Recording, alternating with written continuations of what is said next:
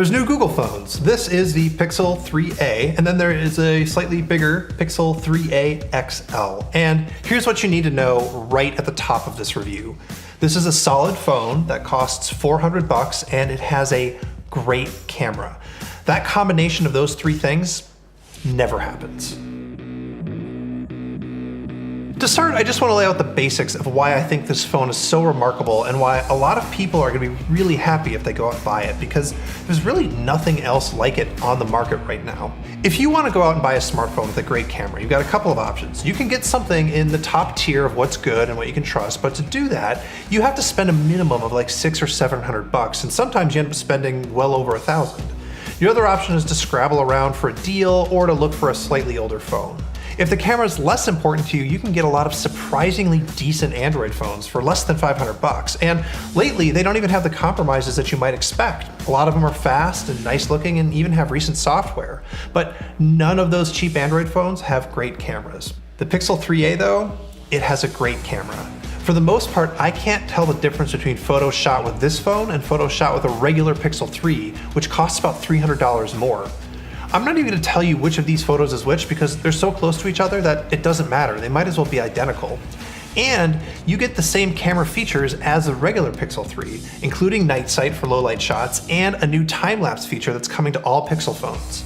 On top of all of that, it has a good design, a nice OLED screen, reasonably loud speakers, and a guarantee to get the most up-to-date versions of Android first. And hey, what? Look at that! It's an honest-to-God regular old headphone jack right on the top. The small one costs $399, and the one with the big screen and also no notch costs $479. They're available on Verizon, Sprint, T-Mobile, Google Fi, and US Cellular. And they'll also work on pretty much any other carrier that you have. That carrier support actually matters because it means you can go to your local store instead of dealing with mailing stuff back and forth to Google if you have a problem with the phone. So what's the catch? There's always a catch, right? There has to be a catch. Well, yeah. There are a few. There's two big things and then a dozen little things that you're going to be giving up by not buying a phone that costs $750 or more. First, and probably most importantly, it's not super fast. It's kind of slow. Here, look at this. I just reset both of these phones so they're fresh, and we're going to launch apps on both of these at the same time so that you can see that there is a delay. Mostly when you open apps, you're going to find they could take a second or two longer to open up than you'd want. You see it, right? That slowdown is because the chip inside the Pixel 3a is the Qualcomm Snapdragon 670, which isn't as fast as the 845s and 855s you get on more expensive phones like the Pixel 3 or the Galaxy S10. And it's definitely not as fast as the processor on an iPhone XR. The weird thing though is once I get into just, using the phone, it didn't feel slow and it didn't stop me from doing anything at all, even playing intense games like PUBG on high graphics settings.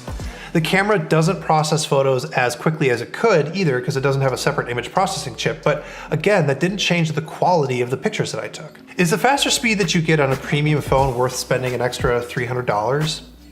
Maybe not. But one thing to consider is that over time, we know that all phones tend to slow down, and that's been a particular issue with the Pixel 3, and that phone isn't even a year old yet. So if you're not in a hurry to buy, it might be worth taking a wait and see approach with the Pixel 3a. The second thing that you lose by not buying a more expensive phone is just overall build quality things. The things that make a phone just look and feel really good, that make you feel like you have a nice thing in your hands. Now, don't get me wrong, I don't think that the Pixel 3a feels cheap, but it's definitely not premium, whatever that means. Actually, we know what premium means and why this phone doesn't fit into that category. First, it has a polycarbonate body. It has these big bezels, especially in the top and the bottom. It doesn't have two cameras on the front. It doesn't have wireless charging. It doesn't have an in-screen fingerprint sensor or facial recognition. Losing all that stuff isn't too painful as long as the overall experience is well designed and pretty good, and the Pixel 3a is those things. You can get it in white or black or this color right here, which Google calls purplish. It looks good.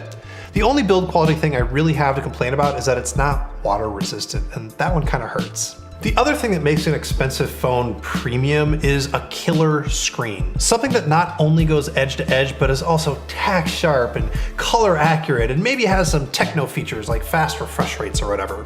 The Pixel 3a does not go in for all of that, but it does have a nice OLED screen. It's maybe not the highest resolution and the color temperature on the small one runs a little bit yellowish for my taste, but then again, It's better than the Pixel 2 XL from a couple of years ago. It's also a glass screen, not plastic, but it's not technically Corning Gorilla Glass, it's something called Dragon Trail, but whatever. I think the screen is totally fine. When a phone costs $750 or $1,200, you should nitpick the hell out of the screen. That doesn't mean it's okay for a cheaper phone to have a crap screen, but luckily, this is not a crap screen. I think it's all right. So those are the two major things you lose out on compared to a flagship phone: the overall speed and the premium feel of the body and the screen. But there are a bunch of other little things that most people probably won't lose sleep over. So let's see. It doesn't have stereo front-facing speakers because the bottom one fires downward instead. It doesn't have the fastest networking, so you won't get ultra broadband speeds on Wi-Fi or LTE. It doesn't support Daydream VR, and you can't do wide-angle selfies, which honestly I am kind of sad about, but also I'm kind of over it. I don't know. Oh, one annoying thing I should mention.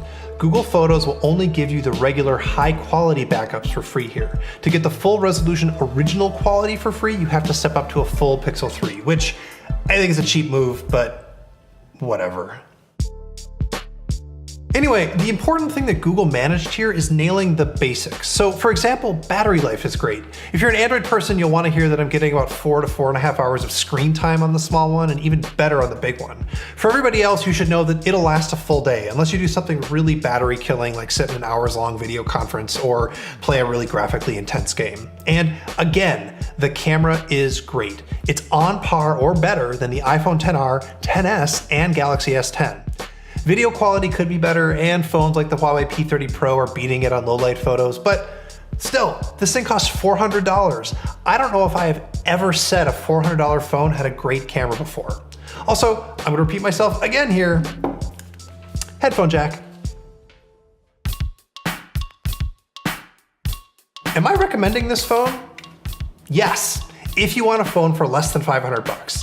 You get Google's version of Android, which is clean and easy to use and always updated.